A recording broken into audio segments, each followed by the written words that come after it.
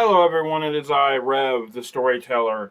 And if you are here on my YouTube channel, then perhaps you followed my link in my TikTok about my YouTube channel, about what I'm doing. Or perhaps you know me on Twitch, and that's where you have come from. Or maybe you just found me randomly. Whatever it is, welcome to my YouTube channel. My YouTube channel is going to have a couple things that I'm working towards. One, I want to eventually put my TikToks on here since not everyone is on TikTok, and yeah, and maybe do something with my Twitch highlights. Well, make them, but anyways. But here's the main content for this channel going forward. It's going to be dramatic readings.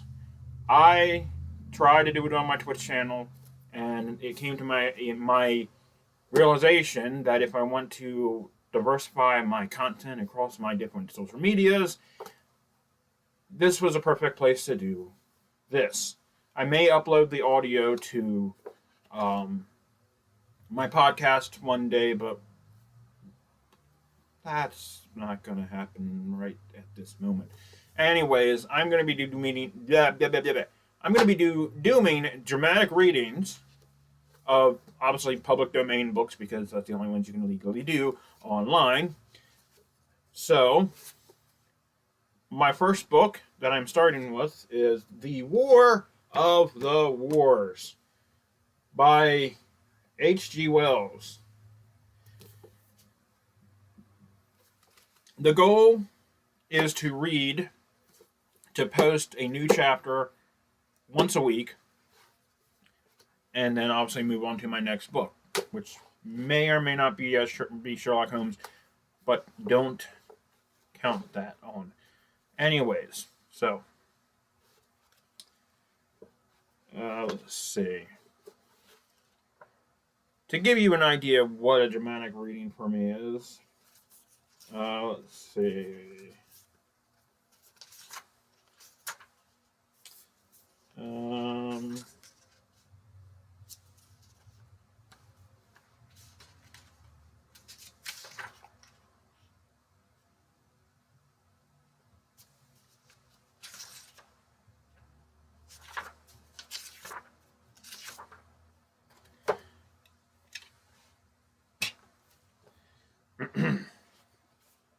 The War of the Wars by H.G. Wells. Book 1, The Coming of the Martians. Chapter 1, The Eve of the War. No one would have believed in the last years of the 19th century that this world was being watched keenly and closely by intelligence greater than man's, and yet as mortal as our own, that as men busied themselves about their various concerns, they were scrutinized and studied, and perhaps almost narrowly, as a man with a microscope might scrutinize the translucent creatures that swarm and multiply in a drop of water. With infinitely complacent, men went to and fro over this globe about their affairs, serene in their assertions of their empire over matter. It is possible that under the microscope, it is possible that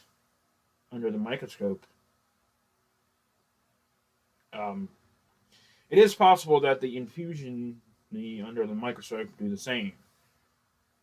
I believe that's a word for a microscopic thing. No one gave a thought to the older worlds of space as sources of human danger, or thought of them only to dismiss the idea upon them as impossible or improbable. It is curious to recall some of the mental habits of those departed days. At most, terrestrial men fancied them might be other men upon Mars, perhaps inferior to themselves, and ready to welcome the missionary enterprise. Yet across the gulf of space, minds that to our minds are as our Yet across the gulf of space, minds that are to our minds as are to those of the beasts that perish, intelligence vast and cool and unsympathetic, regarding this earth with envious eyes, and slowly and surely drew their plans against us.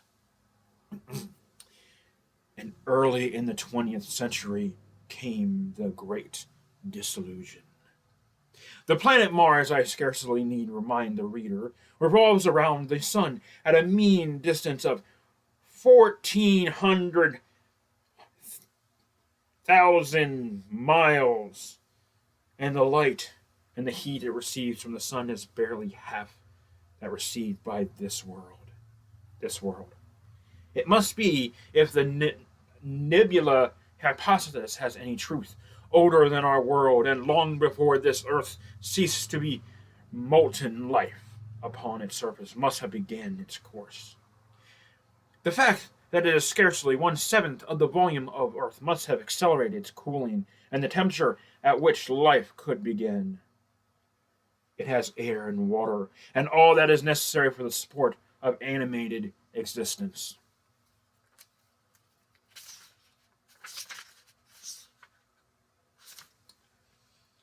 Yet, so vain is man, and so blinded by his vanity, that no writer, up to the very end of the 19th century, expressed any idea that intelligent life might have developed there far, or indeed at all beyond its earthly level. Nor was it generally understood that since Mars is older than our Earth, with scarcely a quarter of the sufficient area, and remoter from the sun, it is necessarily follows that it is not only more distant from time's beginning, but nearer its end. The secular cooling that must have some day overtaken our planet has already gone far indeed within our neighbor. Its physical condition is still largely a mystery. But we know now that even in the equatorial region that the midday temperatures barely approach that of our coolest winter. Its air is much more attuned than ours. Its oceans have struck until they cover but a third of its surface. Oh, have shrunk. Makes more sense. Have shrunk.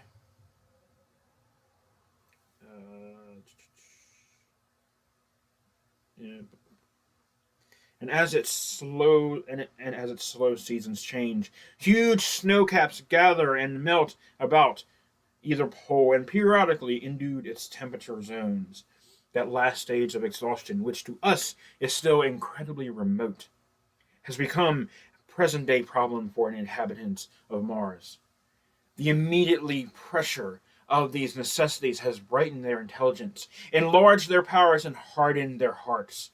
And looking across space with instruments and intelligence such as we have scarcely dreamed of, they see at its nearest distance only 35,000 of miles sunward of them a morning star of hope, our own warmer planet, green with vegetation and gray with water, with a cloudy atmosphere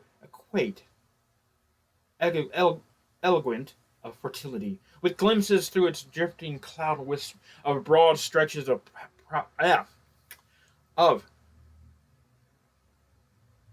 populous country and narrow, navy-crowded seas. And we men, the creatures who inhabit this earth, must be to them, at least, as alien and lowly as we are to the monkeys and lemurs to us.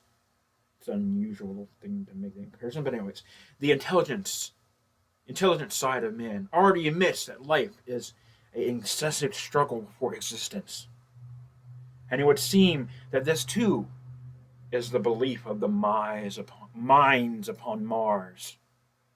Their world is far gone in its cooling, and this world is still crowded with life, but crowded only with what they regard as inferior animals.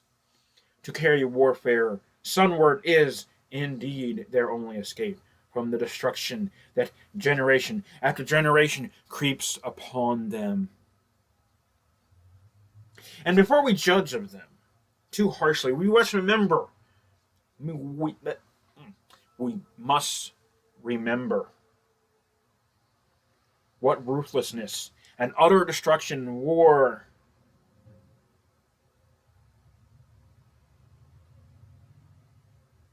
our own species has wrought. Not only upon animals such as the inferior races, the Tasmanians, in spite of their human likeness, were entirely wiped out of existence in a war of extermination waged upon by European immigrants in space of 50 years. Are we such apostles of mercy as to complain if the Martians were the same spirit? The Martians seem to have calculated their descent with amazingly subtlety. Their mathematics learning is evidently far in excess of ours, and to have carried out their preparations with high neo perfection unanimity. Had our instructions permitted, we might have seen the gathering trouble far back in the 19th century. Men like it's a weird name. Anyways, watch the Red Planet.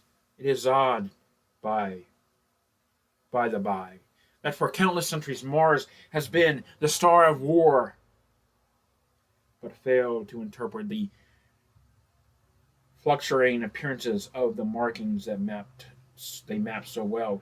All that time the Martians have been getting ready. During the opposition of 1894, a great light was seen on the illuminating part of the disk, first at the Lick Observatory, then by a Observatory of Nice, and then by the other observers. English readers heard of it first in the issue of Nature dated August 2nd. I am inclined to think that this blaze may have been the casting of the huge gun in the vast pit sunk into the planet from which their shots were fired upon us.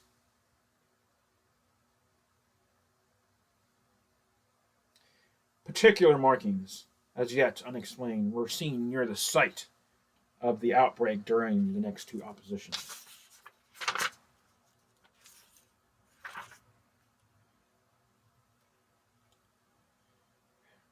The storm burst upon us 6 years ago now, as Mars approached oppositionally.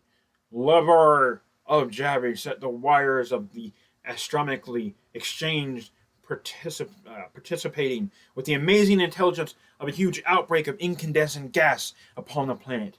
It had occurred towards midnight of the 12th, and the spectrometer to which he had once resorted indicated a mass of flaming gas, chiefly hydrogen, moving with an enormous velocity towards the Earth. This jet of fire had become invisible about 12:15. He compared it to a colossus puff of smoke, sudden and violently squirted out of the planet, as flaming gas rushes out of a gun. A singular approaching phrase it proved, yet the next day there was nothing of this in the papers, except a little note in the Daily Telegraph, and the world went in ignorance of one of the gravest dangers that have ever threatened the human race.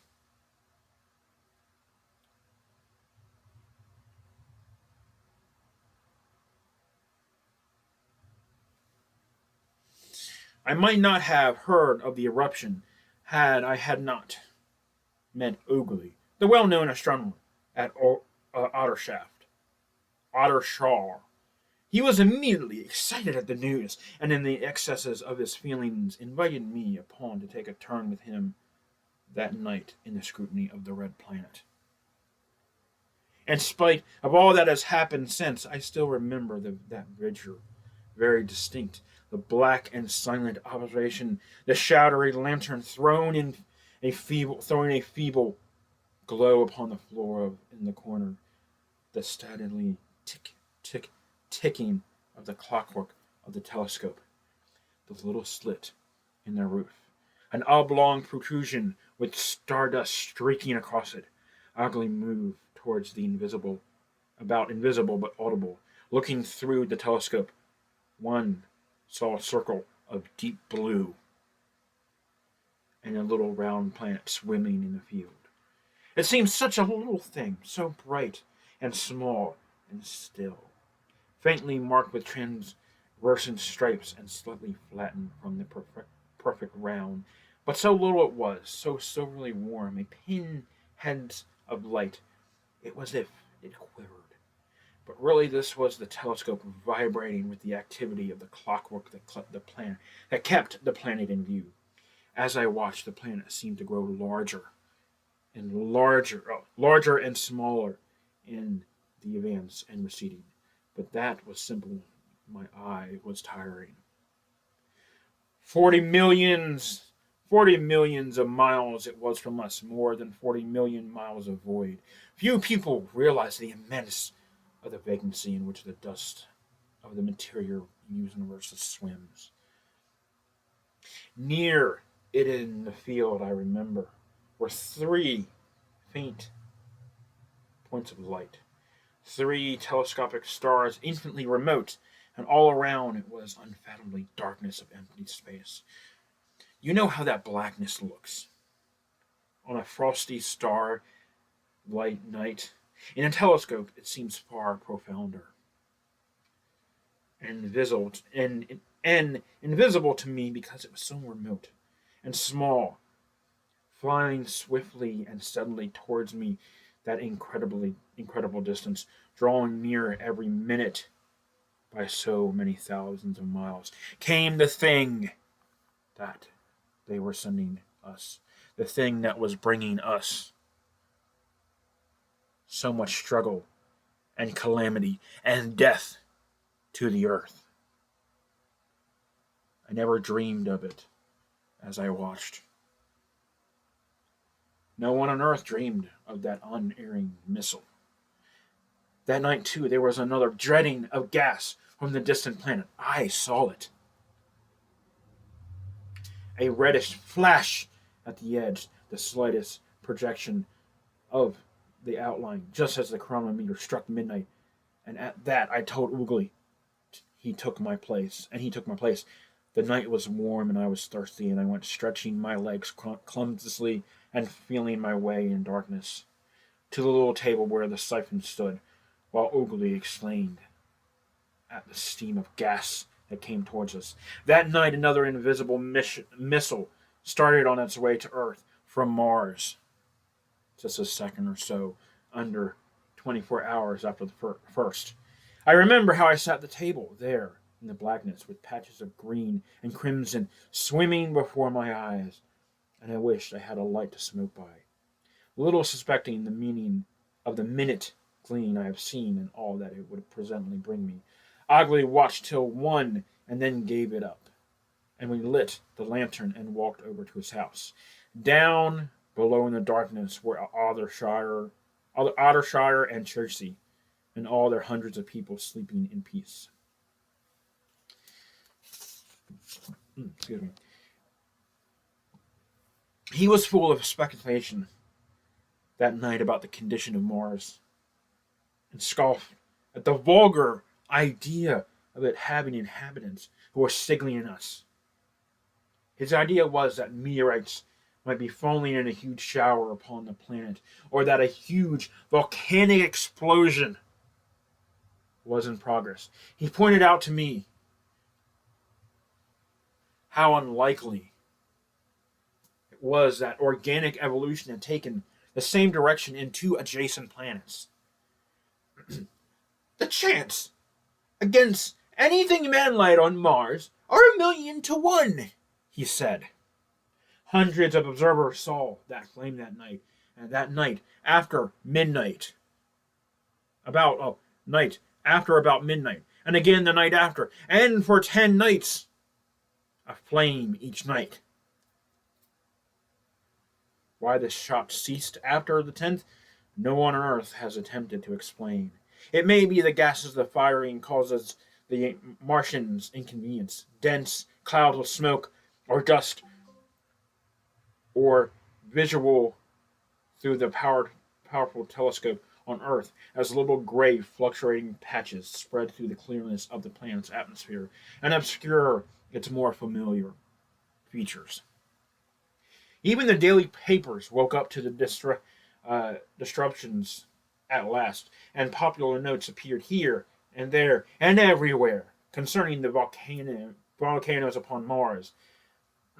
The Sarah periodical Punch, I remember, made a happy use of it in its political cartoon, and all suspected those missiles the Martians had fired at us.